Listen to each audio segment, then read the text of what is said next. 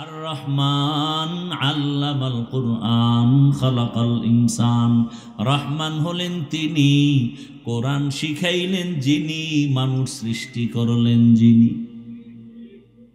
রহমান হলেন তিনি যিনি আগে কোরআন শিখাইছেন, তারপরে মানুষ সৃষ্টি করেছেন। প্রশ্ন বড় জটিল। আমরা তো সৃষ্টি হয়েছি আগে, তারপরে কোরআন শিখলাম। আর আল্লাহ কয় না, আমি আগে কোরআন শিখাইছি, পরে মানুষ সৃষ্টি করেছি।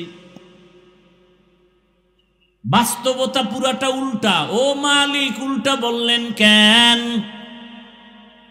মুফাসসিরিনে কেরাম বলেন, আমার মালিকের কথা উল্টা না, আমাদের বুঝের মেমোরির জিবি বড় দুর্বল। আমাদের মেমোরি দুর্বল। সবার ভেতরে মেমোরি আছে না নাই? দেখতে কালার সব এক, কিন্তু জিবির মধ্যে মাপজব আছে। কারো মাথা সব একই ডিজাইন, কিন্তু ভেতরের জিবি কারো 1 জিবি, 2 জিবি, 4 জিবি ভাগ ভাগ করা আছে। তুমি 1 জিবি ওয়ালা বাংলা, অঙ্ক, ইংরেজি, ইতিহাস, ভূগোল পড়তে গিয়া তুমি ফেটা হয়ে গেছো, পারো না। আর একজনের জিবি একটু বেশি, সে মাওলানা, মুফতি, মুহাদ্দিস, মুফাসসির, আবার ডাক্তার আছে না নাই? কওমিতেও পড়ছে, আলিয়ায়ও পড়ছে, ভার্সিটিতেও পড়ছে। তার মেমোরির জিবি তাজা। আর তুমি যে 1 জিবি দৌড়াও, মাঝে মাঝে হ্যাং হয়ে গেলেই তো আলেমেরে গালি দাও। জিবি যাও আছে, মাঝে মাঝে হ্যাং হয়ে যায়, তখনই মাকে গালি দেয়, বাবারে গালি দেয়, আলেমরে গালি দেয়, শিক্ষকের সাথে বেয়াদবি করে। আল্লাহ বলেন, আমি এমন রহমান, আগে কোরআন শিখাইছি, পরে মানুষ বানাইছি, আগে মানুষ বানাই নাই। ও মালিক, উল্টা বললেন কেন? মুফাসসিরিনে কেরাম জবাব দিয়া বলেন, আল্লাহর কথা ঠিক। বলে তা কেমন? বলে দুনিয়াতে যত মানুষ, আল্লাহর কাছে এই মানুষ জান্নাত পাবে না। আল্লাহর কাছে একদল মানুষ জান্নাত পাবে, সেই মানুষ এই মানুষ না। বলে এই মানুষ কারা? বলে এরা বংশগত মানুষ। এই মানুষ কারা? বলে এরা জন্মগত মানুষ, আদমের বংশের মানুষ। হিন্দুও তো আদমের বংশগত মানুষ, বৌদ্ধ ধর্মের মানুষও তো আদম নবীর সন্তান হিসাবে বংশগত মানুষ। বংশগত পরিচয় জান্নাত পাওয়া যাবে না। এ কারণে স্বয়ং আদমের সন্তান কাবিলও জান্নাত পাবে না। নূহ নবীর সন্তান কেনান জান্নাত পাবে না। ভালো করে বুঝো, ইব্রাহিম নবী একজন কত বড় জলিল কদর পয়গম্বর, বাবা আজর জান্নাত পাবে না। আল্লাহর কাছে একদল মানুষ জান্নাত পাবে। ওই মানুষ কারা? বলে এরা বংশগত পরিচয় না, এদের পরিচয় জন্মগত পরিচয় না, এদের পরিচয় হলো এরা গুণের মানুষ। কিসের মানুষ? গুণের মানুষ। ও আমার কলিজার যুবক,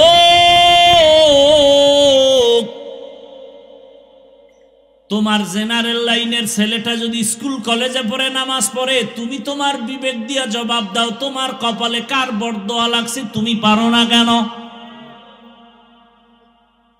তোমার মতো সন্তান রাস্তায় গাড়ি চালায়, নামাজ পড়ে, কৃষি কাজ করে, নামাজ পড়ে, নদীর মধ্যে মাছ ধরে, নামাজ পড়ে, তুমি পারো না কেন? তোমার কপাল খারাপ। কারো বরদোয়া লাগছে? বলো। অবশ্যই বরদোয়া লাগছে। হয়তো মা বাবার বরদোয়া লাগছে, কি জানি মায়েরে কথা বইলা কাদাইছো রে বাবা।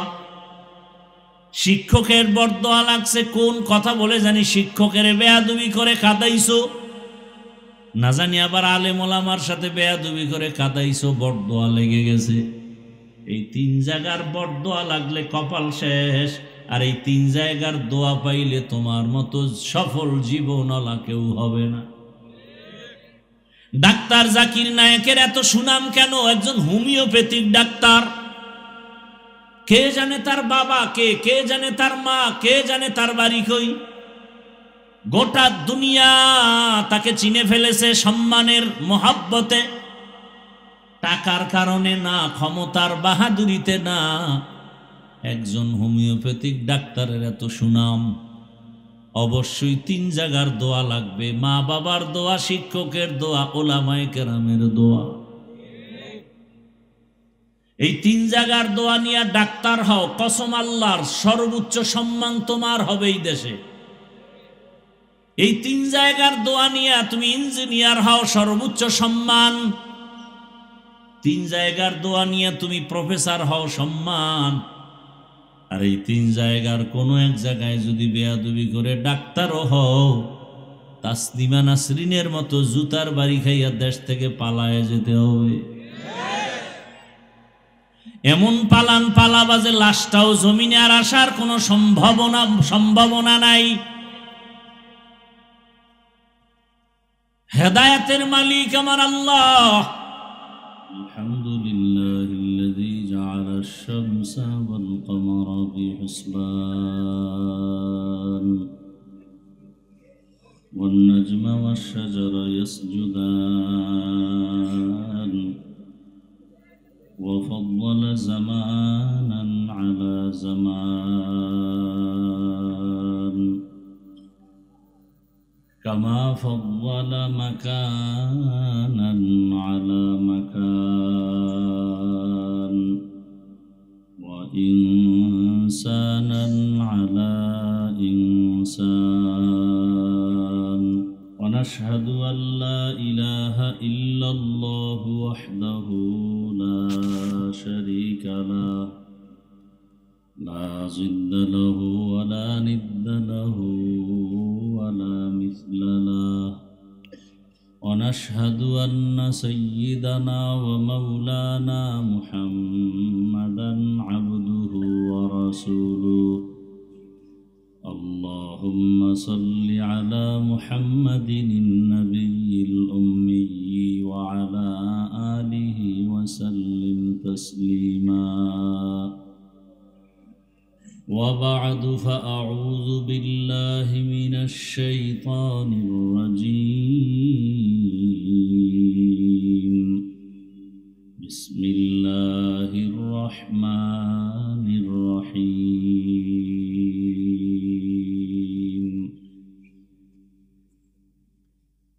الرحمن علم القرآن خلق الإنسان علمه البيان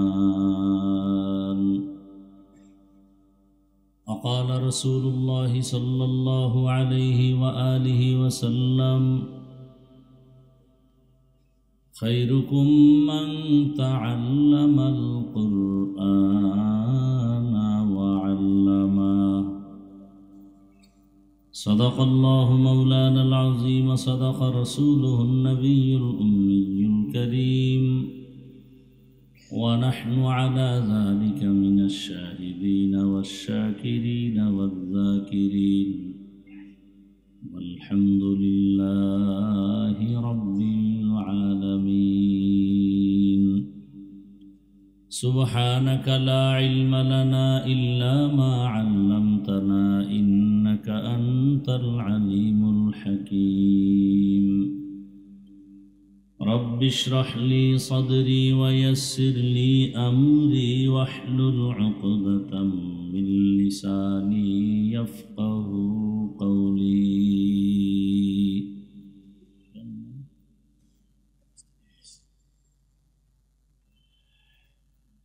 حقیقت کھل جائے گی بوقت امتحان تیرے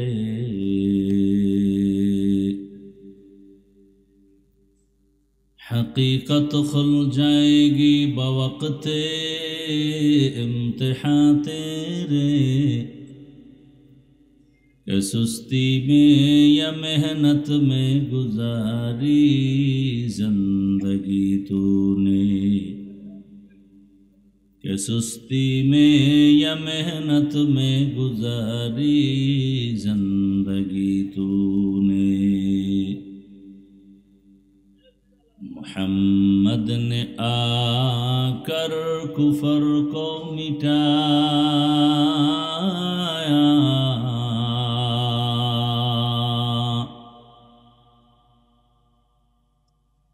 मोहम्मद ने आकर कुफर को मिटाया, कुफर को मिटा कर सदाकत बताया, कुफर को मिटा कर सदाकत बताया। ला इलाहा इल्लल्लाह,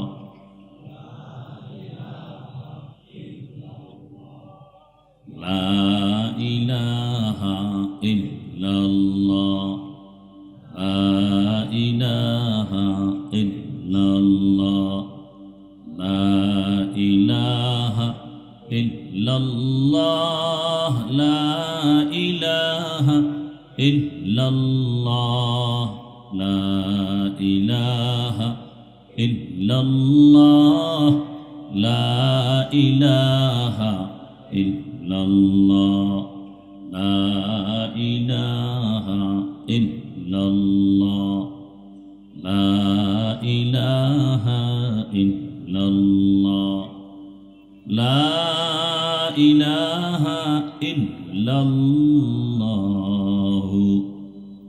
मुहम्मदुर রাসূলুল্লাহ।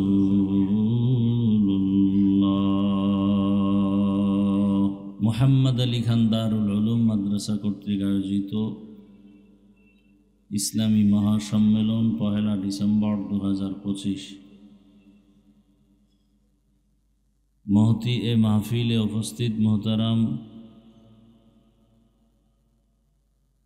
সম্মানিত সভাপতি মুফতি সানোয়ার হোসেন সাইফি দামাত বারাকাতুহুম, প্রধান অতিথি জনাব এনামুল হক খান আরিফ সাহেব সহ অন্যান্য অতিথিবৃন্দ, হযরত উলামায়ে কেরাম, এলাকার বিভিন্ন স্থান থেকে আগত আল্লাহ পাকের আশিকিন, জাকিরিন, শাকিরিন, মুহিব্বিন, মুরব্বিয়ান নিজাম, কলিজার টুকরা আমার সমবয়সী যুবক বন্ধুগণ, স্নেহের ছোট ভাই, পর্দার আড়ালে মা বোনেরা, আল্লাহ পাকের দরবারে শুকর যে আল্লাহ আমাদেরকে সুস্থ রেখেছেন, আলহামদুলিল্লাহ। জীবনের এক অমূল্য সম্পদ আমাদের সুস্থতা। টাকা পয়সা বাড়ি গাড়ি সব আছে, কিন্তু আপনি আমি অসুস্থ, এই জীবনের কোনো দাম নাই। টাকা পয়সা বাড়ি গাড়ি তেমন নাই, কিন্তু আপনি আমি সুস্থ, এর থেকে সুখী জীবন আর হতে পারে? আল্লাহ আমাদের সুস্থতাকে দায়েমান কবুল করেন। যারা এখনো ঘরে হসপিটালে অসুস্থ হয়ে আছেন, আল্লাহ তাদেরকেও সুস্থতার নেয়ামত দান করেন। ওলামায়ে হযরত দীর্ঘ সময় কোরআন সুন্নাহ ভিত্তিক দিক নির্দেশনামূলক আলোচনা রেখেছেন। দেশের উল্লেখযোগ্য ওলামায়ে কেরাম এখানে আসছেন। ওলামায়ে কেরামদের কথাগুলো সবাইকে সহি তরিকায় আমল করার তৌফিক দান করেন। ওলামায়ে কেরামের ইজ্জতকে আল্লাহ বেশি বেশি বাড়ায় দেন। ওলামায়ে কেরামের মুহাব্বত গোটা উম্মতের অন্তরে বেশি বেশি আল্লাহ বাড়ায় দেন। আমি আপনাদের দোয়া নেওয়ার আশায় সংক্ষিপ্ত 2-4টি কথা বলার নিয়তে কোরআনে হাকিমের সূরাতুর রহমানের কয়েক টুকরা আয়াতে কারিমা, রসুলের একটি হাদিস পড়েছি। আয়াত ও হাদিসের আলোকে ইখলাস ও রুহানিয়তের সমন্বয় কিছু কথা আমাকে বলা, সহি নিয়তে, সহি তরিকায়, সহি কিছু কথা বলার মতো, শুনবার মতো আমাকে আপনাদের সকলকে দয়াময় আল্লাহ ধৈর্যের সাথে তৌফিক দান করেন। আর রহমান, রহমান হলেন তিনি, খালাকাল ইনসান, মানুষ সৃষ্টি করলেন যিনি, আল্লামাল কোরআন, কোরআন শিক্ষা দিলেন যিনি। রহমান হলেন তিনি, মানুষ সৃষ্টি করলেন যিনি। রহমান হলেন তিনি, মানুষকে বয়ান শিক্ষা দিলেন যিনি।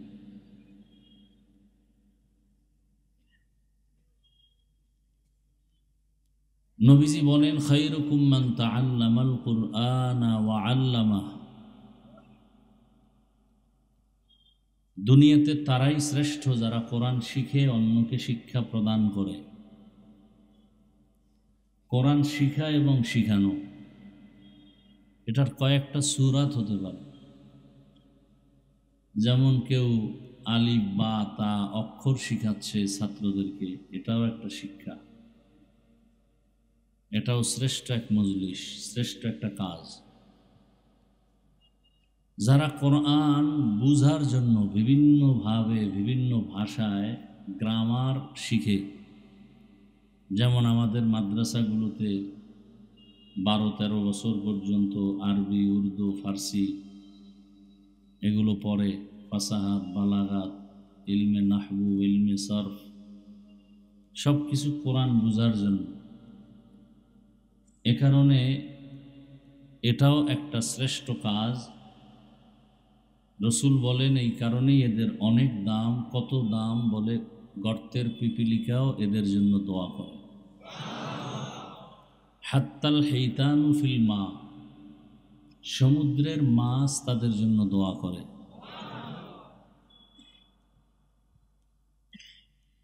আমরা যে বয়ান শোনাচ্ছি কোরআন হাদিসের, আর আপনারা শিখতেছেন, এটাও শ্রেষ্ঠ কাজ। মূলত কোরআন হাদিসের কথাই তো হবে। জীবনটা কিভাবে সাজাবো, দুনিয়ার লাইনে, পরকালের লাইনে, কিভাবে আপনার সংসার সাজাবেন, পরিবার সাজাবেন, সমাজ সাজাবেন, রাষ্ট্র সাজাবেন, সব বিষয় আল্লাহর কোরআনে কি সমাধান দেওয়া আছে? ভালো করে বুঝার চেষ্টা করবেন। কোরআনে শুধু মরার পরের খবর আছে, দুনিয়ার লাইনে কিছু আছে? আপনার জীবনের প্রত্যেকটা সেক্টরে আল্লাহর দিক নির্দেশনা দেওয়া আছে কোরআন এবং হাদিসের মাধ্যমে। শুধু একটা দিক থেকে কোরআন, হাদিস এবং ইসলামটা দুর্বল, সেটা হলো রাষ্ট্রের ব্যাপারে ইসলাম, কোরআন, হাদিসে কিছু নাই। হ্যাঁ, তো যারা বলেন যে ইসলামে রাজনীতি নাই বা রাজনীতির মধ্যে ধর্মকে টানবেন না, তার মানে রাজনীতি আলাদা, ধর্মের সাথে এর কোনো সম্পর্ক নাই, তাহলে তারা কি বুঝাইল? যে ইসলাম, কোরআন, হাদিস সব দিক থেকে পরিপূর্ণ, রাষ্ট্রের ব্যাপারে, রাষ্ট্রনীতির ব্যাপারে কোরআন শরীফ সাইলেন্ট, ইসলাম সাইলেন্ট, দুর্বল। দুর্বল বলে নাই, কিন্তু কথার দ্বারা প্রমাণ হয় না দুর্বল। এতে ইমানের ঘাটতি আছে না নেই? আমার ইমানের কথা হলো আমি দুর্বল কোরআন মানি না, আমার ইমান হলো আমি দুর্বল ইসলাম মানি না। আমি যে ইসলামটা মানি এবং আমি যে কোরআনটা মানি, এটা পারফেক্ট এবং পাওয়ারফুল। মানুষের জীবনের প্রত্যেকটা সাইড এখানে দিক নির্দেশনা দেওয়া আছে এবং নির্ভুল, নির্ভেজাল এবং সর্বোচ্চ চিরন্তন কল্যাণমুখী নীতি নির্ধারণ করেছে ইসলাম। অকল্যাণ কিছু নাই। দুনিয়ার মানুষ নিজেরা গবেষণা করে পরিবার নীতি প্রণয়ন করেছে, সমাজনীতি, অর্থনীতি, রাষ্ট্রনীতি, পৌরনীতি, এই সব নীতির মধ্যে পাওয়ারফুল, পারফেক্ট এবং চিরন্তন কল্যাণমুখী নীতি ইসলামের নীতি। দুনিয়ার বানানো মানুষের পরিবার নীতির মধ্যে সংশোধনী লাগে, লাগে না? লাগে না? সংবিধান কেন বারবার সংশোধন করবে? আল্লাহর কোরআনের সংবিধান কোনো পরিবর্তনশীল নয়। যারা বলবে লাগবে, তোর কলবের, তোর জীবনের পরিবর্তন লাগবে, কোরআনের না। দেখেন আল্লাহ যত নীতি দিয়েছেন, একটাও যদি ভুল হয়, একটা ভুল, কয়টা? একটা ভুল আমাকে ধরায় দেন, আমি এখন দাড়ি কেটে ফেলব, এখন আমি ঘোষণা দিব আল্লাহ নাই, কোরআন নাই, কিচ্ছু নেই। কারণ আমাদের সব কিছুর মূলে কোরআন। কোরআন ভুল মানি সব ভুল, কোরআন ঠিক মানি সব ঠিক। একটা ভুল বের করে দেন কোরআন থেকে, এখন দাড়ি কেটে ফেলবো, নামাজ বাদ, রোজা বাদ। চাপাবাজি করবেন না, ধরায় দেন। আমি এখন সব জায়গায় একটা ওয়াদা করাইতেছি যুবকদেরকে, এখানে ওয়াদাটা করাতে চাই। ওয়াদা তো ওয়াদাই, ছুরি আসবে গলায়, কিন্তু ওয়াদা লঙ্ঘন হবে না। সেটা হলো, এখানে বহু আল্লাহর বান্দা আপনারা আছেন, আমরা আছি, ঠিক মতো নামাজ আদায় করি, দাড়ি রাখি, রোজা রাখি, পর্দা করি না। তার মানে কি সে নামাজের বিরোধী? না। সে আল্লাহ মানে না, রসুল মানে না, ইসলাম মানেন না? মানেন। বাবার সাথে সন্তানের ঝগড়া হয় না? হয় না। তার মানে বাবারে কেউ গালি দিলে মেনে নিবে? সে তো কলারটা ধরে বলবে, এই বেয়াদব, আমি বাবার সাথে তর্ক করি ঠিক আছে, কিন্তু আমার বাবার অপমান করবি এটা মেনে নেওয়া যাবে না। সেই ওয়াদাটাই করাবো। আপনি নামাজ পড়তে পারেন না, আমি আপনাকে বুঝাবো। আপনি রোজা রাখতে পারেন না, আমি আপনাকে বুঝাবো। এটাই ইসলাম। কিন্তু আপনার সামনে কেউ নামাজের বিরোধিতা করবে বা ইসলামকে খাটো করবে, এই সুযোগটা দিবেন না। এই ওয়াদা শুধু এতটুকু, যদি কেউ ইসলামকে ছোট করতে চায় ওর কলারটা ধরে ফেলবেন আর বলবেন, এই রাধুনির বাচ্চা। কির বাচ্চা? রাধুনির বাচ্চা। ওর মা রাধুনি না? হ্যাঁ, কঠিন গালি দেওয়ার দরকার নাই, শালীন গালি। রাধুনির বাচ্চা, এটা গালি না, একটা সুন্দর কথা, শুনতে শোনা যায় গালি, আসলে কি গালি? রাধুনির সন্তান। আমার মা রাধুনি না? সবার মা রাধুনি না? রান্না করে না? গৃহিণী। এই রাধুনির বাচ্চা, নামাজ পড়ি না ঠিক, দাড়ি রাখি না ঠিক, চেষ্টা করতেছি, কিন্তু আমার আল্লাহকে, রসুলকে, ইসলামকে খাটো করবি, তোর চামড়া তুলে ফেলবো। কি পারবেন? যদি পারতেন তো স্টেজে আলেমের সাথে বেদবি করে আপনারা তাকায় থাকেন কেন? আপনারা মোয়া চাবান না মজা লন? আলেমকে যখন বলে, আলেম তো কোরআন দিয়ে কথা বলে, হাদিস দিয়ে কথা বলে। রাষ্ট্রনীতি যদি কোরআনে না থাকে বলবো না, কাউকে বলতেও দিব না। এটা ওয়াজের প্যান্ডেল না রাজনীতির প্যান্ডেল? তো এই প্যান্ডেলে রাজনীতির নেতারা আসে কেন আর বক্তব্য দিয়ে ভোট চায় কেন? এটাতে কোনো সমস্যা নাই। আর আল্লাহর কোরআন দিয়ে যদি রাষ্ট্রনীতির ওয়াজ করে, এটা সমস্যা। আপনারা যদি সবাই বলতেন, এই নেতা সাহেব, আপনার দাড়ি নেই, টুপি নেই, নামাজ নেই, আপনি ভোট চাইতেছেন পচা রাজনীতির, কিন্তু আলেমকে বাধা দিবেন না, খবরদার। কারণ আলেমের দ্বারা আমরা আল্লাহকে চিনছি, ইসলাম চিনছি, কালেমা শিখছি। অতএব আমাকে গালি দেন, আলেমকে গালি দিবেন, আপনার এখানে জনতার সামনে বিচার হবে, তারপর আপনার ছুটি। একদিন ধরতেন গোটা দেশ ঠান্ডা হয়ে যেত, কোনো বেয়াদবি করার সাহস পেত না। আল্লাহ হেদায়াত দান করুন। নামাজ পড়েন না, এজন্য বুঝাবো, দোয়া করব, কিন্তু নামাজের অপমান কেউ করবে এটা মেনে নিবেন? ইসলাম ঠিক মতো আমল করতে পারেন না, ঠিক বুঝাবো হাসি মুখে, পাও ধরে। ইসলামকে অপমান হতে দিবেন না। ইসলামের ওলামায়ে কেরাম, এদেরকেও অপমান করতে সুযোগ দিবেন না। আমার কথাটা কি কোনো দলীয়? হ্যাঁ, আমি ইসলামের সাপোর্ট করতেছি, ইসলাম আমার মূল। আপনি আওয়ামী লীগ, বিএনপি কি দল করেন ওটা আমার জানার দরকার নেই, ওটা আপনার ব্যক্তিগত ইমানের বিষয়, সেক্ষেত্রে আপনাকে বুঝাবো। কিন্তু আমার ইসলাম জীবনের আসল, আমার কোরআন আমার আসল। এখানে কারোর সাথে কোনো আপোষ নাই, কোনো ছাড় নাই। আউল বাউল ফাউল। বাউল মানে কি? বাউল শব্দের অর্থ জানেন? হ্যাঁ, না, গুগলে সার্চ দেন না। বাউল শব্দের অর্থ হলো উন্মাদ, পাগল। গুগলে সার্চ দেন, বাউল শব্দের অর্থ হলো উন্মাদ, পাগল। বুঝেন নাই? আর বাউল শিল্পী লেখে সার্চ দেন, দেখবেন যাযাবর জাতি।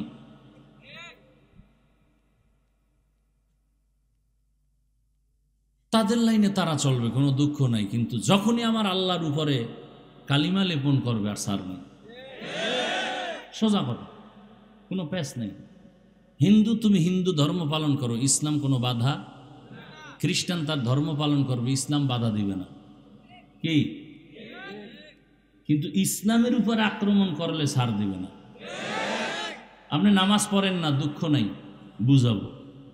নামাজ পছন্দ করেন না কইলেই ভিড়া। নামাজ পড়েন না এক জিনিস, পছন্দ করেন না আর এক জিনিস। আপনি দাড়ি রাখেন না, আপনাকে বুঝাবো, কোনো ঝগড়া নাই, কারণ আপনি মুমিন। যদি বলেন আমি দাড়ি পছন্দ করি না, তাজা বেঈমান। আপনি পর্দা করেন না, কোনো ঝগড়া নাই, আপনি মুমিন, করবেন, বুঝাবো, আশা আছে। যদি বলেন পর্দা পছন্দ করি না, আপনি বেঈমান, আপনাকে ছাড় দেওয়া যাবে না। আপনি কোরআনের আইনে রাজনীতি করেন না, ইসলামী রাজনীতি করেন না, কোনো দুঃখ নাই, আপনাকে পারলে বুঝাবো, না পারলে নাই। কিন্তু যদি আপনি বলেন আমি পছন্দ করি না, তো আপনি বেঈমান, আর ছাড় নাই। কথা বুঝাইতে পারছি? আপনি আওয়ামী লীগ করেন, আমার দুঃখ নাই, আপনারা বুঝাবো যে ভাই এটা এটা এটা কুফুরি মতবাদ, সেই বুঝাবো। যখনই আপনি ইসলামী রাজনীতির বিরুদ্ধে বলবেন, তখন আর আপনার সাথে কোনো মহব্বতের আওয়াজ চলবে না। তখন আপনার যতদিন লাগে আমার একদিন। কি এখনো ভয় পাইতেছেন না? এখনো ভয় পান? স্বাধীন করছেন কি জুলাই? কি কসু করছেন? জুলাই স্বাধীন যদি সফল হয়, তাহলে বাবার সামনে মেয়েকে ধর্ষণ করা হয় কেন বলো? স্বাধীন যদি সফল হয়, স্বামীর সামনে তার স্ত্রীকে উলঙ্গ করে ধর্ষণ করা হলো কেন বলো? ব্যবসায়ীর উপরে হামলা কেন করা হয় বলো? বোঝা গেল সফল স্বাধীন হয়নি। নতুন করে প্রস্তুতি নাও, কাফনের কাপড় কিনো।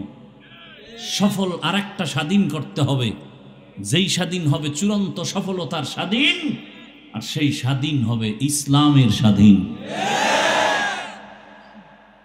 যে যত বাঁকা নজরে তাকানার যা বলেন, ইসলাম যতদিনে জমিনে কায়েম হবে না, ততদিন শান্তি আসবে না। আল্লাহর জাতের কসম, আসবে না। আপনি হাজার চেষ্টা করলেও হবে না। আপনার দরকার দুধের, গাভীর কাছে যাবেন না? দেখতে তো গাভী আর বলদ একই। বালতি ডালায় বলদের পিছে ঘুরলে দুধ পাবেন না মুত?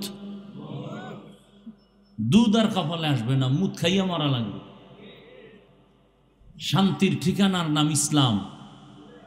পৃথিবীতে আর কোনো ঠিকানায় শান্তি নাই, একমাত্র ইসলাম। ইসলামে কোনো দুর্নীতি নাই, জুলুম নাই, মিথ্যা নাই, অত্যাচার নাই, আক্রমণ নাই, গালাগালি নাই। এর নাম ইসলাম। কি আছে ইসলামে বলে? দুইজন দেখা হলে কি দাও? সালাম। মানে কি? শান্তি। এ তো শান্তি শুরু। দেখা হলেই সালাম। তার মানে বেগানাকে সালাম দেওয়া যাবে না, জায়েজ নেই। কারণ হ্যাঁ শান্তি হবে না, হবে অশান্তি। উল্টা পাল্টা সালাম দিলে অশান্তি। বেগানাকে সালাম দেওয়া যাবে না। মায়েরে সালাম দিবা, সালাম দেয় না, চাচতো বোন রে দেয়, মামতো বোন রে দেয়, না লাগলেও দেয়। বউরে সালাম দেয় না, হজরতে বেআইনেরে সালাম দেয়। হারাম, জায়েজ নাই। যাকে সালাম দিলে মোহাব্বতের কেন্দ্র করে ফিতনা হবে, সেখানে সালাম দেওয়া জায়েজ নেই। অপবিত্র কাজে সালাম দেওয়া যাবে না। বৈধভাবে আপনি যাকে দেখবেন তাকে সালাম দিবেন। আল্লাহ তো সালাম শান্তি। ইসলাম কি বলে? এই বড় সাহেবরা ছোটদেরকে মায়ার নজরে দেখবা, এটা ইসলাম। ছোটরা বড়দেরকে মায়ার নজরে দেখবা, এটা ইসলাম। সব বড়রা যদি ছোটদেরকে মায়ার নজরে দেখেন, কোনোদিন বড়রা ছোটদের উপরে জুলুম করবে না। সব ছোটরা যদি বড়দেরকে সম্মানের নজরে দেখেন, কোনোদিন ছোটরা বড়দের সাথে বেয়াদবি করবে না। দেখেন না, নুরানির ছাত্র কি বুঝে, কিন্তু মুরব্বি দেখলে সালাম দেয়, জোতা সোজা করে দেয়। কারণ ও মাদ্রাসায় গিয়েই শিখছে বড়দের সাথে আদব রক্ষা করো, সালাম দাও। মাকে সালাম দেয়, বাবাকে সালাম দেয়। মুরব্বি দেখলে রাস্তা সাইড করে দাঁড়ায়। এর নাম আদব, এর নাম ইসলাম। ও জীবনে কোনোদিন বড়দের সাথে বেয়াদবি করবে না, ছোট থেকে শিখতেছে।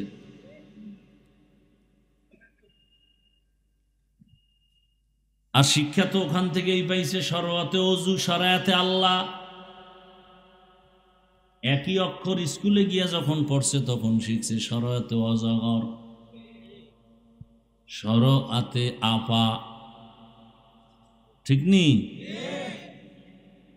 মাদ্রাসার ছেলে আম্মুকে বলে, আম্মু ওযু কি কয়? আজান দিলে ওযু করা লাগে, পবিত্র হওয়া যায়।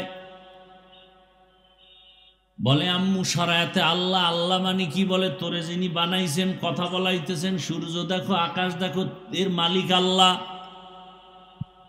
স্কুলের বাচ্চা কয় আম্মু অজগর কি?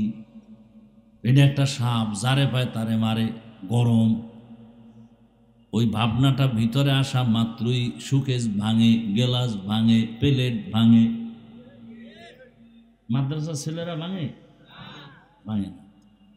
একই অক্ষর, এখানে এসে শিখলো ওযু, ওখানে গিয়ে কি শিখছে?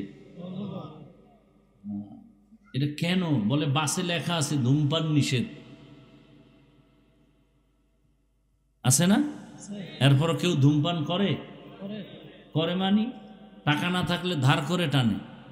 কন্ট্রাক্টর, হেল্পার, ড্রাইভার নিষেধ করলে ধোঁয়াটা আমার দিকে মারে, আর বলে আমার বাবার টাকা দিয়ে গু টানি। তোর কি? এই বিড়ি পান করার গোষ্ঠী, এদের পাশে দাঁড়াইলে নামাজি না হওয়ার কায়দা হয়ে যায়, আছে না নাই? দুনিয়াতে যদি বাজে কোনো কাম থাকে, বিড়ি টানা হইলে একটা বাজে কাম। যারা শয়তানে ধরে, ভাত থুইয়ে বিড়ি ধরে। কি এই বিড়িখোর আসেনি? অজের আগেও বিড়ি, অজের পরেও বিড়ি। চেহারাটার মধ্যে কি নূর বিড়ির কারণে। ঠোঁট তো গোলাপের পাপড়ির মতো সুন্দর। কি বিড়ি টান্নেওয়ালাদের ঠোঁট কেমন? ওর কলিজাটা আরো কালো, ওর চরিত্র আরো কালো, ও তো আগুন খায়। হারাম কাজ। একটা লোক দাঁড়ায় যদি যৌক্তিক দলিল দিয়ে বলতে পারো যে বিড়ি টানলে একটা শারীরিক কোনো উপকার, পরকালের তো সব টব নাই, ওই শরীরের কোনো উপকার হয় কিনা বলো, আমি টানবো আল্লাহর কসম।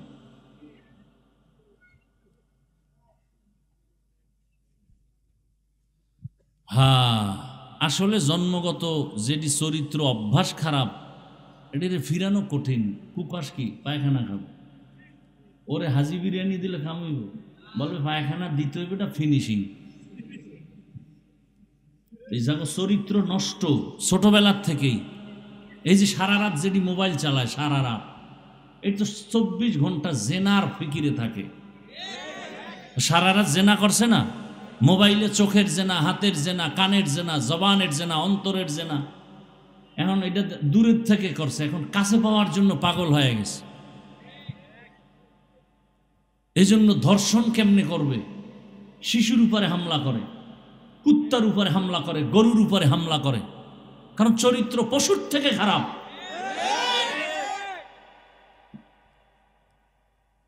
আল্লাহ হেদায়াত দান করুন।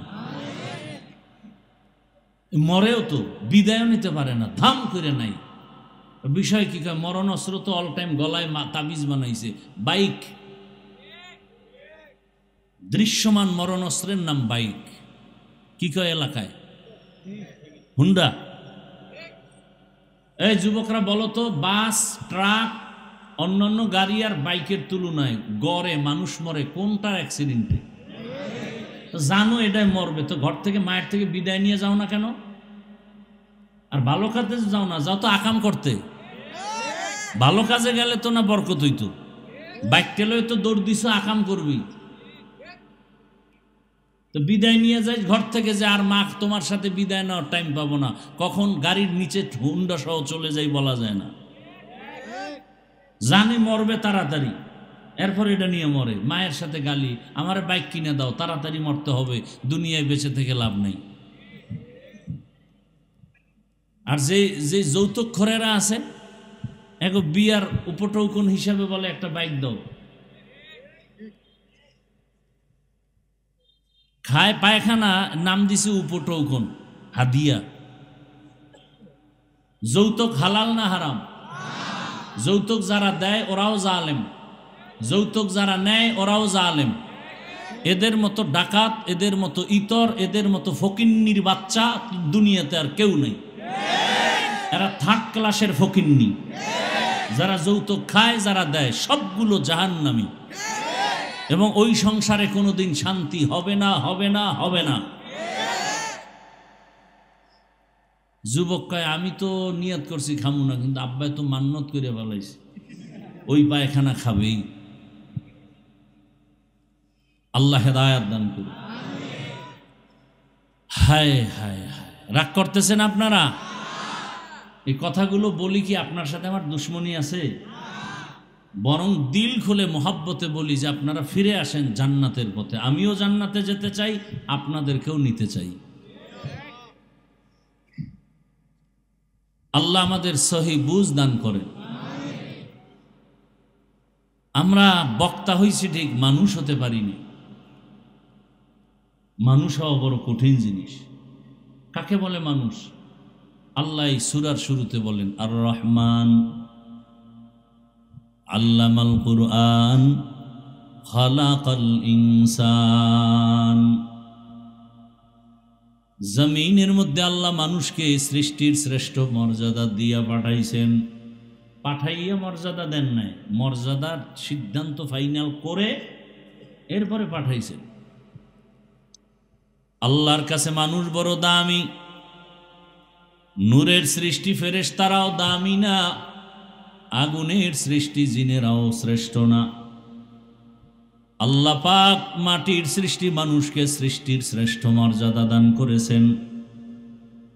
মানুষ জমিনে আল্লাহ পাঠানোর পর তোমার এই শ্রেষ্ঠত্ব আর সম্মান নিয়ে যেন বেঁচে থাকতে পারো, এবং তোমার সম্মানের সাথে যেন তুমি কবরে যেতে পারো, হাসরে উঠতে পারো।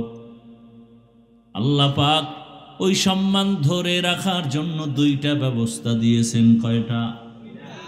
এক ব্যবস্থার নাম ব্যক্তি, আর একটা ব্যবস্থার নাম হলো কিতাব। ব্যক্তিদের মধ্যে শ্রেষ্ঠ ব্যক্তি হলেন রাহমাতুল লিল আলামিন, আর কিতাবের মধ্যে শ্রেষ্ঠ কিতাব হলো কোরআনুল কারীম। ব্যক্তিদের মধ্যে শ্রেষ্ঠ, হালকা আসতে, ব্যক্তিদের মধ্যে শ্রেষ্ঠকে এইমাত্র বলছি, কিন্তু 1 মিনিট হয় নাই, এটা বলতে কষ্ট হয়। ব্যক্তিদের ভেতরে শ্রেষ্ঠ রাহমাতুল লিল, কিতাবের মধ্যে শ্রেষ্ঠ হলো কি? কোরআনুল কারীম। রহমতের নবী হলেন শ্রেষ্ঠ ব্যক্তি। কেমন শ্রেষ্ঠ? কিয়ামত পর্যন্ত আর কোনো ব্যক্তির প্রয়োজন হবে না। মুহাম্মদের আদর্শ যারা ফলো করে চলবে তারা দুনিয়াতেও বাদশাহ, পরকালেও বাদশাহ। ১,৫০০ বছর পরে আজ এই ময়দান সাক্ষী।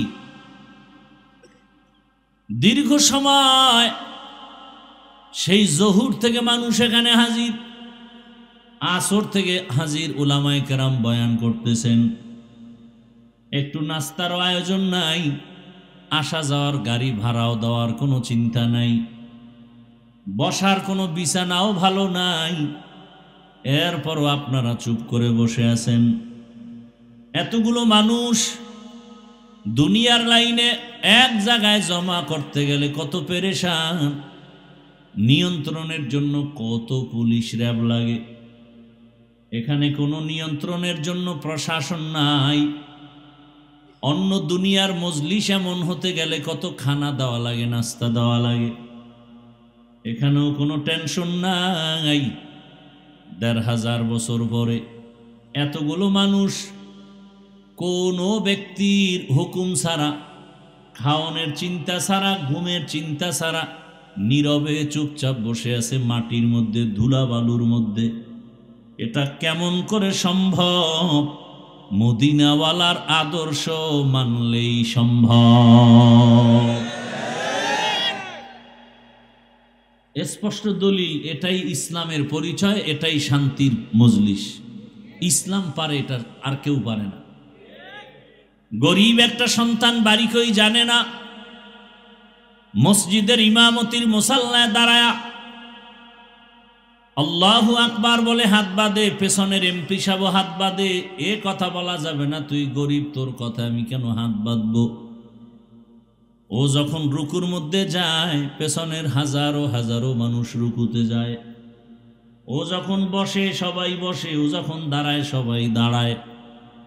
এটা দুনিয়ার কোন সরকারেও পারে না, ইসলামের দ্বারাই সম্ভব।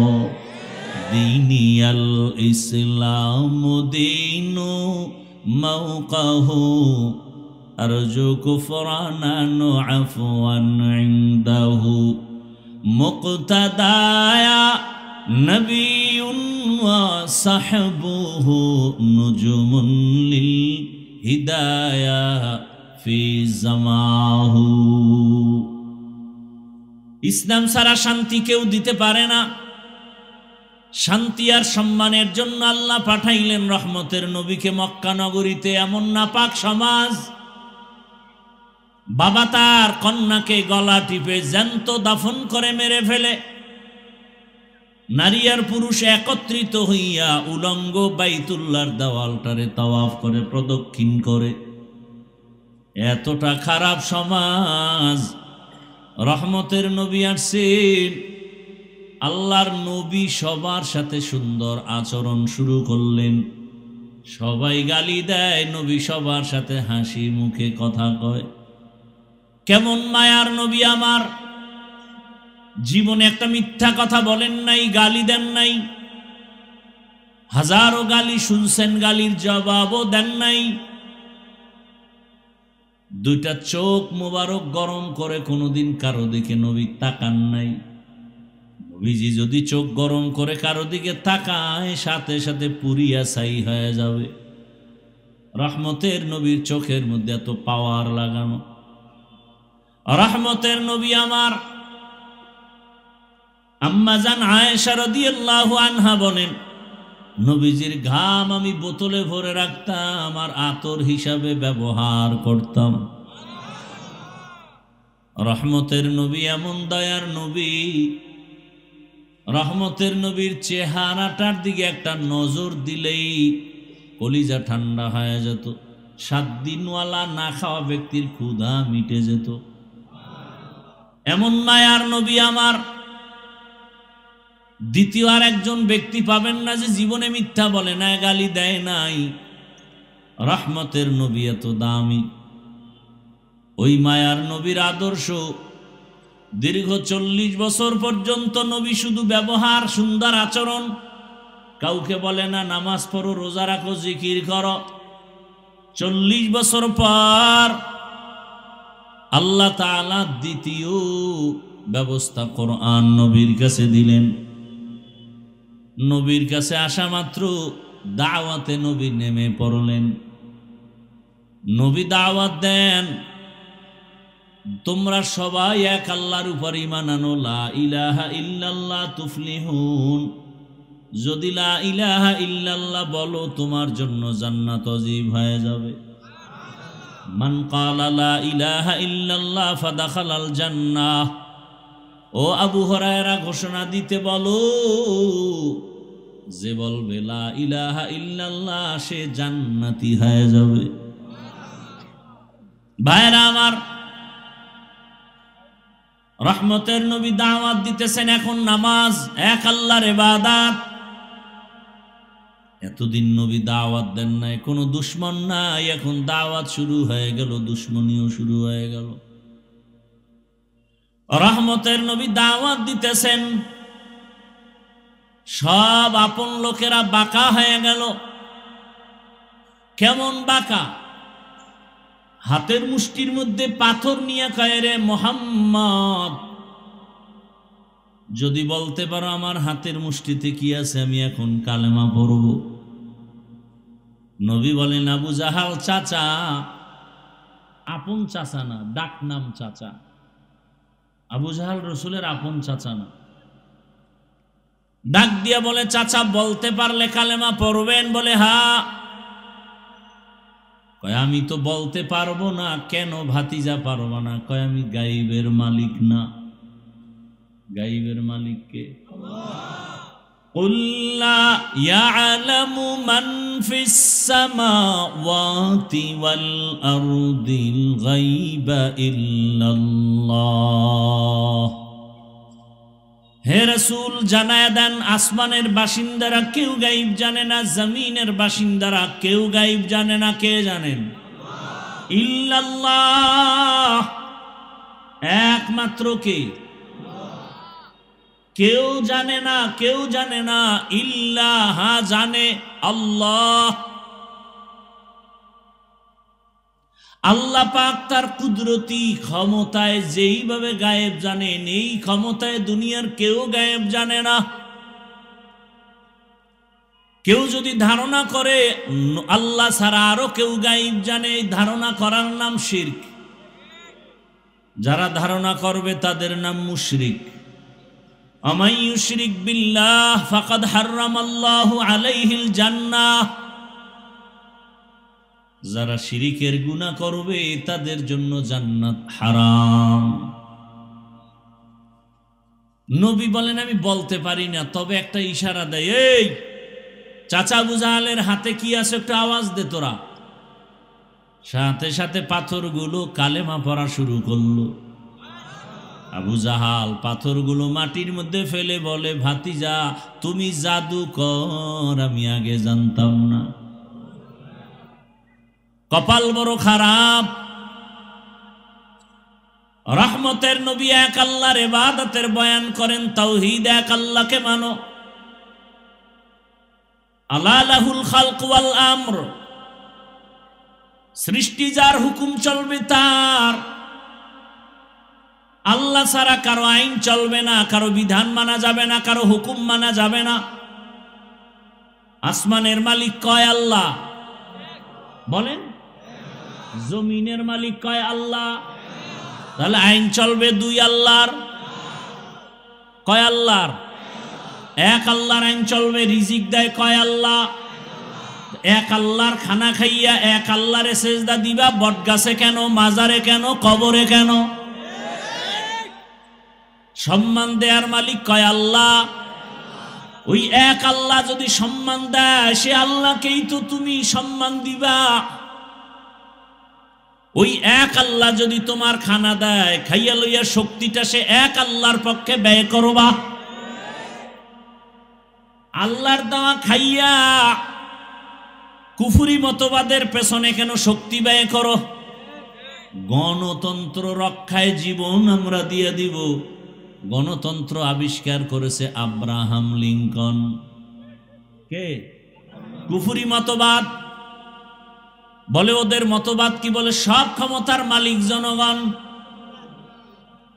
আপনার ঈমান কি বলে সব ক্ষমতার মালিক কে বলেন ইনিল হুকমু ইল্লা লিল্লাহ ইন্নাল্লাহা আলা কুল্লি শাইইন কাদির সব ক্ষমতার মালিক একমাত্র আমার আল্লাহ জনগণ যদি সব ক্ষমতার মালিক হও বলো করোনার সময় মাথা হাঁটুর তলে দিলা কেন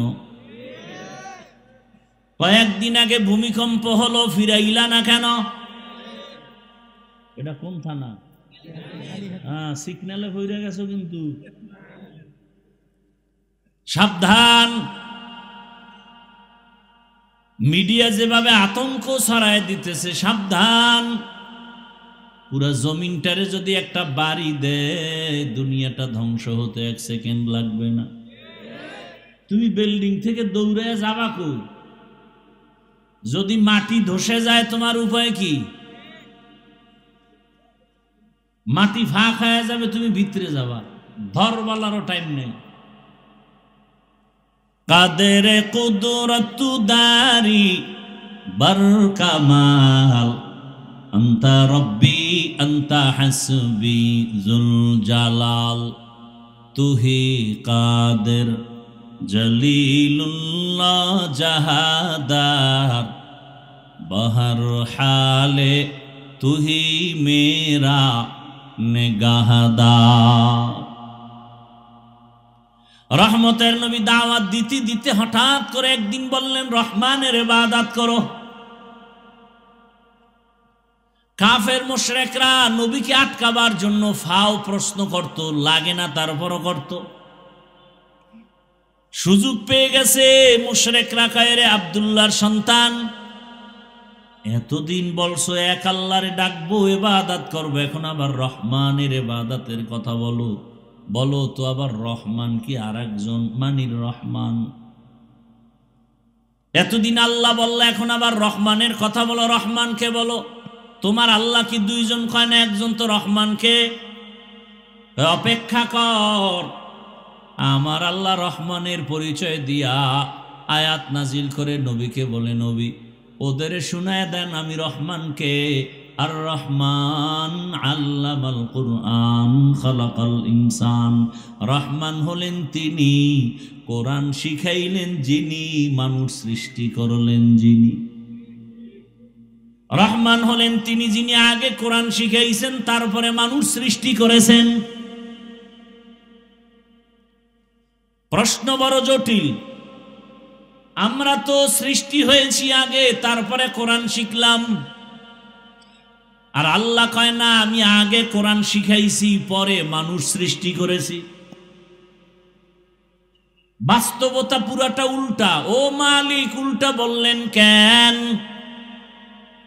মুফাসসিরিনে কেরাম বলেন, আমার মালিকের কথা উল্টা না, আমাদের বুঝের মেমোরির জিবি বড় দুর্বল।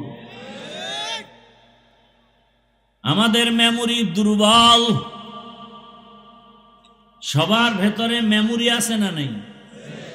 দেখতে কালার সব এক, কিন্তু জিবির মধ্যে মাপজব আছে। কারো মাথা সব একই ডিজাইন, কিন্তু ভেতরের জিবি কারো 1 জিবি, 2 জিবি, 4 জিবি ভাগ ভাগ করা আছে।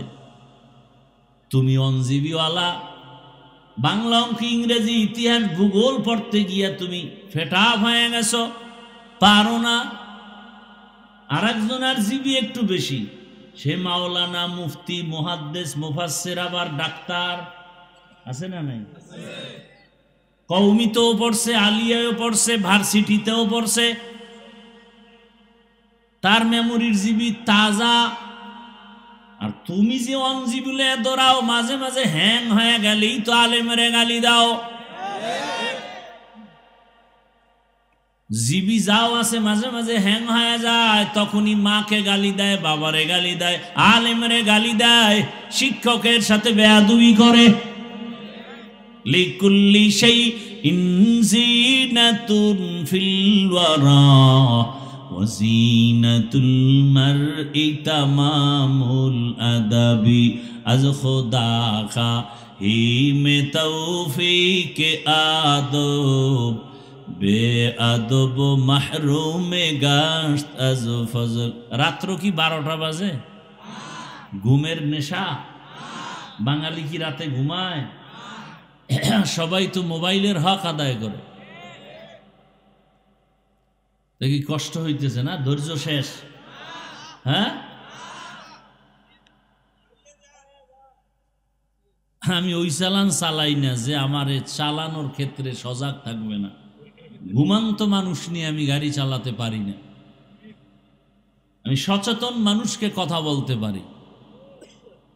যে শুনতে চায় না তাকে আমার জোর করে শোনানোর দরকার কি? দোয়া করে চলে যাব।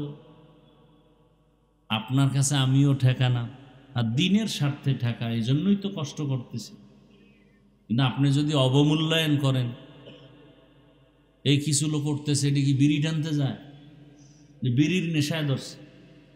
হ্যাঁ, কপাল বেশি সুবিধা না? নিজের কপালও পুরে, অন্যের কপালও পুরার অপচেষ্টা চালায়। এই যাদের উঠার ব্যারাম, আপনারা মাঠের প্যান্ডেলের ভিতরে আপনারা থাকেন কেন? আপনারা ওই দূরে আপনাদের জন্য মাইক লাগানো হয়েছে, এই যে পাওয়ারলেস যেটি, এটির জন্য মাইক লাগানো হয়েছে না কমিটি? হ্যাঁ, ও সিফাগল্লিতে বয়ে বিড়ি টানবা আর বয়ান শুনবা। প্যান্ডেলের মধ্যে ঢুইকা ডিস্টার্ব কেন? কত আলেম ওলামা বসা, এদেরকে ডেঙ্গিয়ে বের হন, ভয় লাগে না? কেন ক্ষতি করেন আমাদের? বলেন তো, আপনি কি ক্ষতির জন্য জন্ম নিছেন? জীবনটা খালি অন্যের ক্ষতিই করবেন।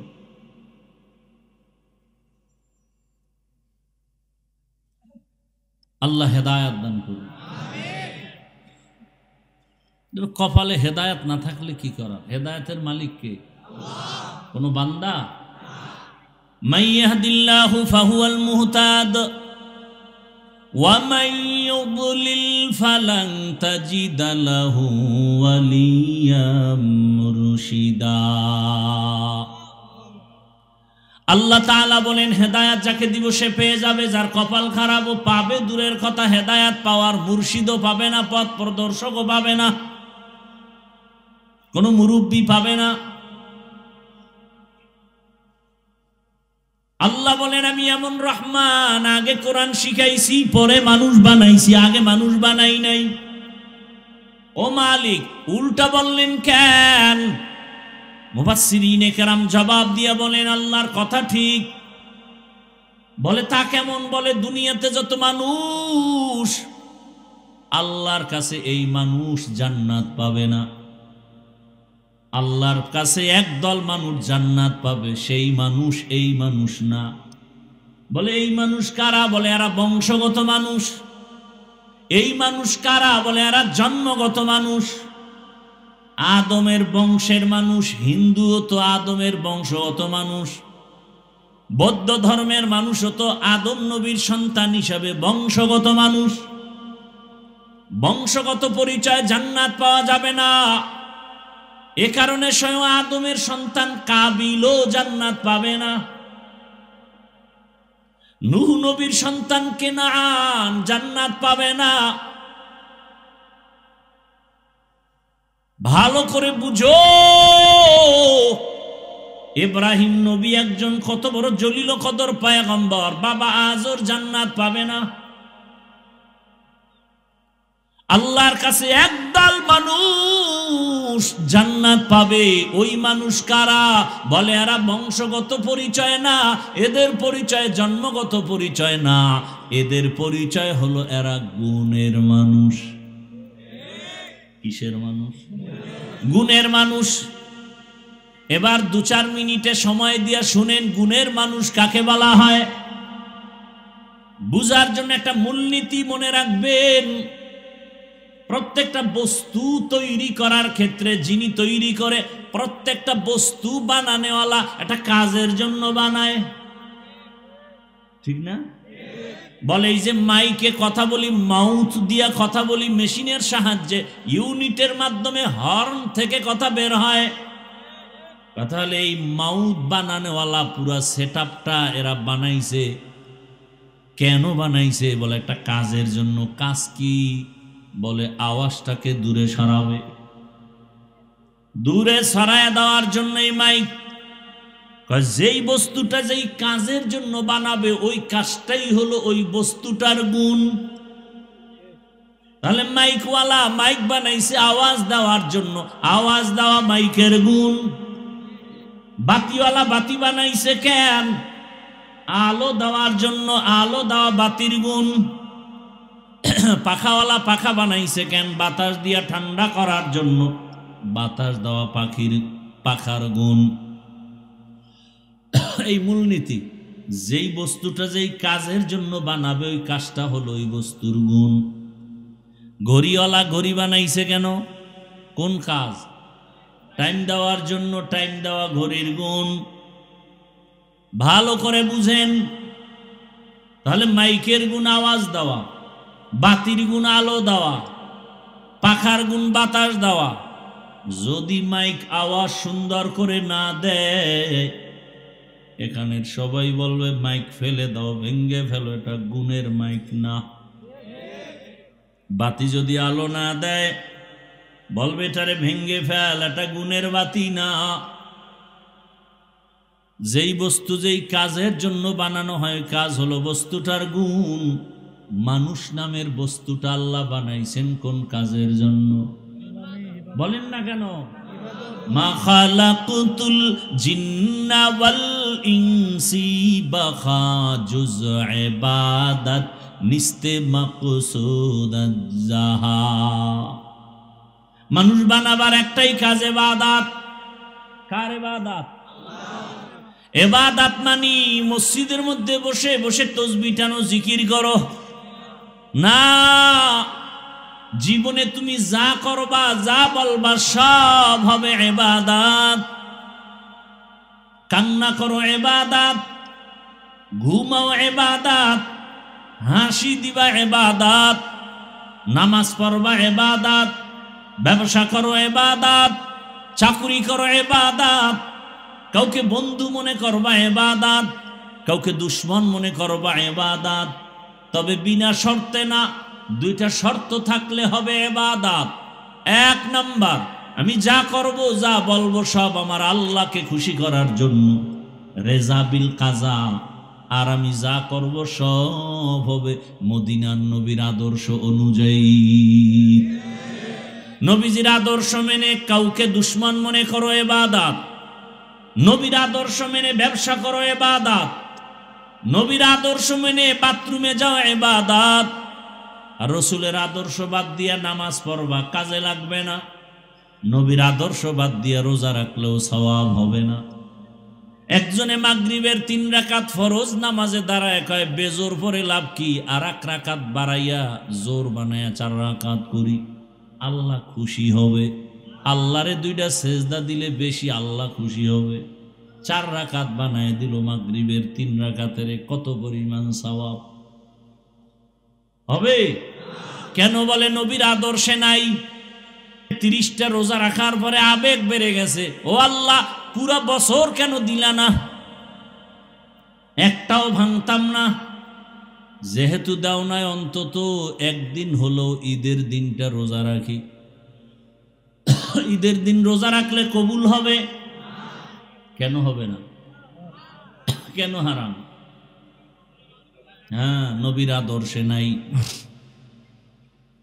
এজন্যই তো বলি রসুলের আদর্শ পারফেক্ট, দুনিয়ার সবার আদর্শ নাপাক, একমাত্র মদিনাওয়ালা রসুলের আদর্শই হলো পাক। নবীর আদর্শ পুত পবিত্র। ওই আদর্শ আজ আমার মধ্যে থাকার কারণে আমার সম্মান। ওই আদর্শ 1500 বছর পরে স্কুলের ছেলের মধ্যে আসার কারণে তারও সম্মান। ও আমার যুবক বাবারা, স্কুলে কলেজে পড়নেওয়ালা নামাজি কি কেউ নাই? ওর সম্মান কম। ডাক্তার, প্রফেসর, ইঞ্জিনিয়ার 5 ওয়াক্ত নামাজ পড়ে, দাড়িওয়ালা নাই? খুঁজিয়া দেখো, সম্মানেরও অভাব নাই।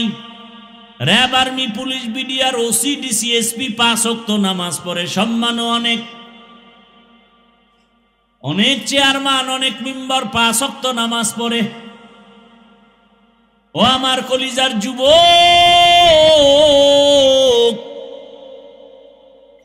তোমার জেনারেল লাইনের ছেলেটা যদি স্কুল কলেজে পড়ে নামাজ পড়ে, তুমি তোমার বিবেক দিয়া জবাব দাও, তোমার কপালে কার বরদোয়া লাগছে? তুমি পারো না কেন? তোমার মতো সন্তান রাস্তায় গাড়ি চালায় নামাজ পড়ে, কৃষি কাজ করে নামাজ পড়ে, নদীর মধ্যে মাছ ধরে নামাজ পড়ে, তুমি পারো না কেন? তোমার কপাল খারাপ। কারো বরদোয়া লাগছে বলো? অবশ্যই বরদোয়া লাগছে। হয়তো মা বাবার বরদোয়া লাগছে, কি জানি মায়েরে কথা বইলা কাদাইছো রে বাবা। শিক্ষকের বরদোয়া লাগছে, কোন কথা বলে জানি শিক্ষকের বেয়াদবি করে কাদাইছো, না জানি আবার আলেম ওলামার সাথে বেয়াদবি করে কাদাইছো, বরদোয়া লেগে গেছে। এই 3 জায়গার বরদোয়া লাগলে কপাল শেষ। আর এই 3 জায়গার দোয়া পাইলে তোমার মতো সফল জীবনওয়ালা কেউ হবে না। ডাক্তার জাকির নায়েকের এত সুনাম কেন? একজন হোমিওপ্যাথিক ডাক্তার। কে জানে তার বাবা কে, কে জানে তার মা, কে জানে তার বাড়ি কই। গোটা দুনিয়া তাকে চিনে ফেলেছে সম্মানের মহাব্বতে, টাকার কারণে না, ক্ষমতার বাহাদুরিতে না। একজন হোমিওপ্যাথিক ডাক্তারের এত সুনাম, অবশ্যই 3 জায়গার দোয়া লাগবে। মা বাবার দোয়া, শিক্ষকের দোয়া, ওলামায়ে কেরামের দোয়া। এই 3 জায়গার দোয়া নিয়ে ডাক্তার হও, কসম আল্লাহর, সর্বোচ্চ সম্মান তোমার হবে এই দেশে। এই 3 জায়গার দোয়া নিয়ে তুমি ইঞ্জিনিয়ার হও, সর্বোচ্চ সম্মান। তিন জায়গার দোয়া নিয়ে তুমি প্রফেসর হও সম্মান, আর এই তিন জায়গার কোনো এক জায়গায় যদি বেয়াদবি করে ডাক্তারও হও, তাসলিমা নাসরিনের মতো জুতার বাড়ি খাইয়া দেশ থেকে পালায়ে যেতে হবে। এমন পালান পালাবা যে লাশটাও জমিনে আর আসার কোনো সম্ভাবনা নাই। হেদায়েতের মালিক আমার আল্লাহ। এতক্ষণ আমি আপনাদের কথা শুনাইলাম, কতটা কষ্ট হয় আমি বুঝি, কিন্তু একবারও বলি না আমার মতো হুজুর হও, টুপি লাগাও। ও এলাকার মা বোনেরা, আপনার সন্তানকে ডাক্তার বানাবেন, ইঞ্জিনিয়ার বানাবেন, প্রফেসর বানাবেন, এসপি ডিসি ওসি বানাবেন, তবে দাবি আমার ছোট, একটা বেয়াদব বানাবেন না। আপনার সন্তানের ব্যবহারে কোনোদিন যেন আলেম কষ্ট না পায়, শিক্ষক কষ্ট না পায়, মা বাপ কষ্ট না পায়।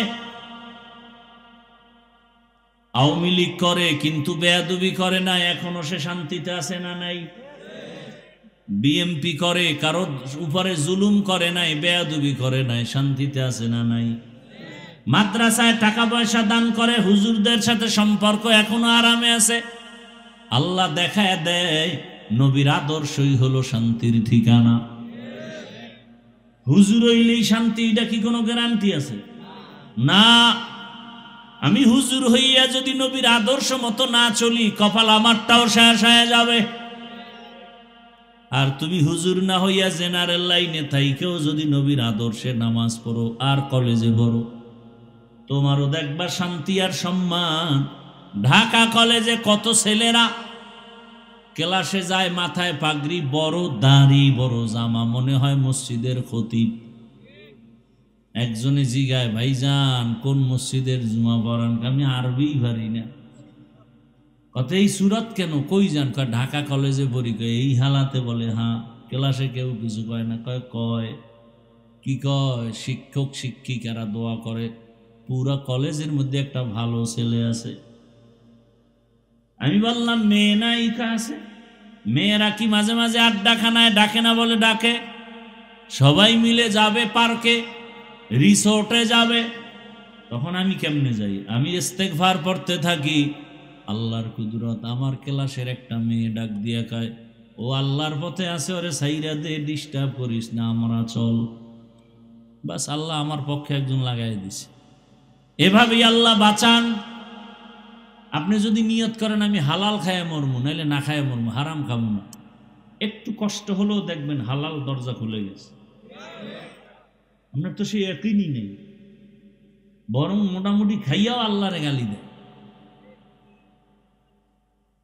শুকর নাই। এরে আম্মা জানেরা, আপনাদের মতো কত মা কত বোন এই এলাকায় আছে, এখনো পর্দা করে, নামাজ পড়ে, মোবাইলে সময় নষ্ট করে না, স্বামীর মাল খেয়ানত করে না। আপনারা কেন পারবেন না? এই স্টেজের ভেতরে কয়েকটা ছাত্রের মাথায় পাগড়ি দিলাম, এরা কোরআনে হাফেজ। এদের মা বাবার জীবনটা কতই যে ধন্য।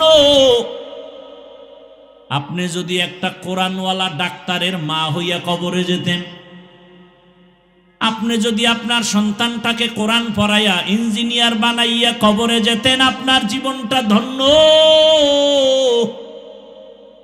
আপনার সন্তান ডাক্তারিও করত, রোগীও দেখত, কোরআন তেলাওয়াত করত, নামাজ পড়ে মা বাবার জন্য দোয়া করত। এমন একটা ডাক্তার বানায় যান, সুনামও হবে, দোয়াও হবে। এখনো সময় আছে, তওবা করেন। মনটাকে আমার আল্লাহর দিকে ঘুরাইয়া মনে মনে বলেন, হে আল্লাহ, জীবনে মনের আশা পূরণ করতে গিয়ে কত গুনাহ করেছি। ও আল্লাহ, আর গুনাহ করব না, নামাজ ছাড়বো না, বেপরদায় চলবো না, মা বাবার দোয়া নিয়ে চলবো, স্বামীর মাল হেফাজত করব, মোবাইলে সময় নষ্ট করব না। ও আমার কলিজার যুবক বাবা, জীবনে তো কম দাড়ি কাটলা না, কম বেপরদায় চললা না, পার্কে কম দৌড়াইলা না, সারা রাত মোবাইল তো কম চালাইলা না, এখনো কি আশা মিটে নাই? আর কতবার দাড়ি কাটলে তোর আশা পূরণ হবে, কতবার পার্কে গেলে আশা পূরণ হবে, কত রাত মোবাইল চালাইলে তোর আশা পূরণ হবে। এবং এটাও বল তোর হায়াতের বাকি আছে কয়দিন। এমন একটা দিন নাই গাড়ির নিচে, পানির নিচে, ঘুমের বিছানায় যুবকের লাশ নাই। আজরাইল এসে যদি দেখে গানের তার লাগানো। আজকে একজনে দেখাইলাম গো, মাদ্রাসার লাইনে একটা ছাত্র, ছোট বাচ্চা, তাহাজ্জুদ পড়তে গিয়া মরে গেছে। দেখেন নাই?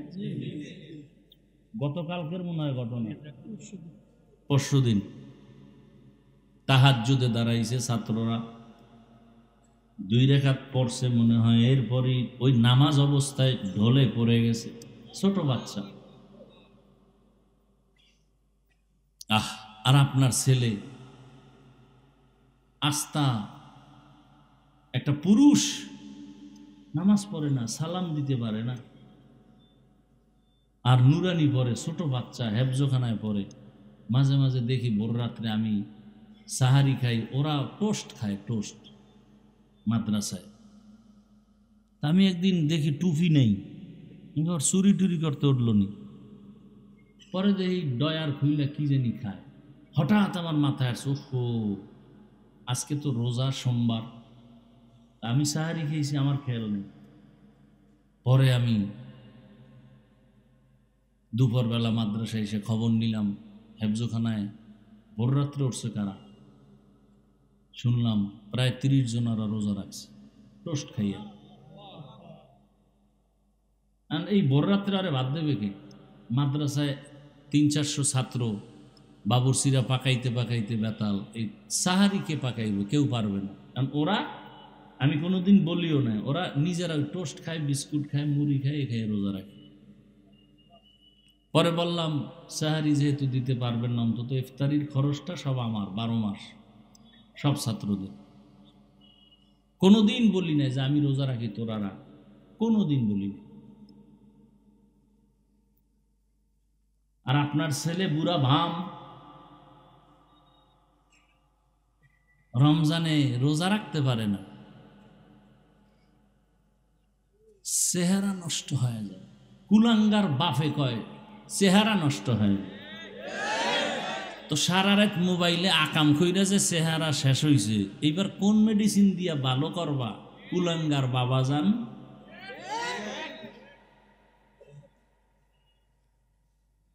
এখনো সময় আছে, তওবা করো। অনুরোধ করে বলছি তওবা করো। পর্দার আড়ালের মা বোনেরাও তওবা করেন, যুবক বাবারাও তওবা করো। মনটাকে আল্লাহর দিকে ঘুরায় বলো, আর নামাজ ছাড়বো না, বেপর্দায় চলবো না, মা বাবারে কষ্ট দিব না। শিক্ষকের দোয়া নিয়ে, উলামায়ে কেরামের দোয়া পরামর্শ নিয়ে নবীজির তরিকা মেনে চলবো। তওবা করার মতো যদি কারো অন্তর তৈরি হয়, খাঁটি তওবার নিয়ত যাদের আছে, 2টো হাত আমার আল্লাহকে দেখায় দাও। আয় আল্লাহ, হাতগুলো কবুল করে নেন, তওবা কবুল করে নেন। তওবার উপরে মজবুত হইয়া চলার মতো তৌফিক দান করেন, আমিন। আলহামদুলিল্লাহি রাব্বিল আলামিন। والصلاة والسلام على سيد الأنبياء والمرسلين وعلى آله وأصحابه أجمعين يا أرحم الراحمين يا أرحم الراحمين يا أرحم الراحمين رب ارحمهما كما ربياني صغيرا